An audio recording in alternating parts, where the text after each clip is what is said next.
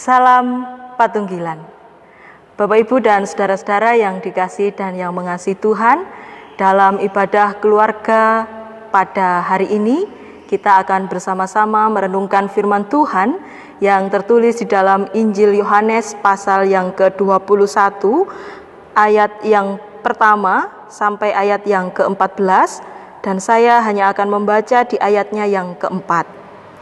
Ketika hari mulai siang, Yesus berdiri di pantai, akan tetapi murid-murid itu tidak tahu bahwa itu adalah Yesus.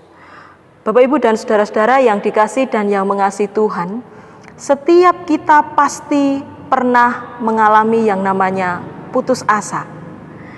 Dan perikop yang kita baca pada hari ini juga menceritakan hal yang sama. Bagaimana para murid yang mengalami keputusasaan. Para murid yang berkumpul di Danau Tiberias mengalami putus asa. Ditunjukkan dari Simon Petrus yang akan memulai kembali untuk menjala ikan.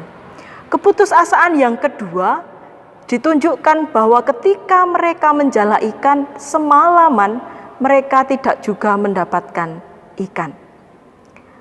Dalam keputusasaan ini, Bapak, Ibu, dan saudara yang terkasih, kita bisa melihat bahwa Yesus hadir di sana. Di tengah keputusasaan ini, Tuhan Yesus ada di tepi Danau Tiberias untuk mereka, untuk para murid yang sedang berputus asa. Apa yang dilakukan oleh Tuhan Yesus ketika berada di tepi Danau Tiberias? Ada dua hal yang dilakukan oleh Tuhan Yesus di sana. Yang pertama, Tuhan Yesus ada di sana untuk memberikan arahan yang baik untuk para murid agar mereka bisa mendapatkan ikan. Di ayatnya yang ke-6 dikatakan, tebarkanlah jalamu di sebelah kanan. Dan yang kedua yang Tuhan Yesus lakukan ketika berada di tepi Danau Tiberias adalah memberi makan, juga menjamu para murid yang saat itu telah berhasil menjala ikan. Ditunjukkan dari apa? Tuhan Yesus sudah menyiapkan roti dan ikan. Tuhan Yesus juga mengajak mereka untuk sarapan.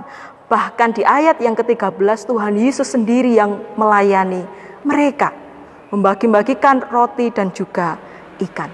Bapak, Ibu, dan saudara-saudara yang dikasihi dan yang mengasihi Tuhan, di sini kita bisa mengetahui, kita segera menyadari bahwa di tengah keputusasaan yang dirasakan oleh para murid, yang dialami oleh para murid saat itu, Yesus hadir untuk memberikan kekuatan, untuk memberikan semangat, untuk memberikan sukacita, pemeliharaan, dan juga arahan yang terbaik untuk para murid.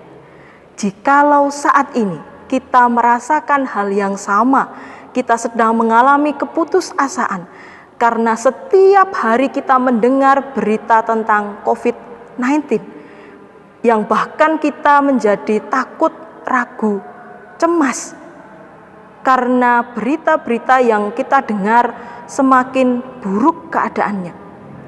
Ada yang mendengar bahwa pandemi ini mungkin akan berakhir sampai nanti bulan September atau bahkan mungkin sampai tahun depan, dan ini membuat kita semakin berputus asa.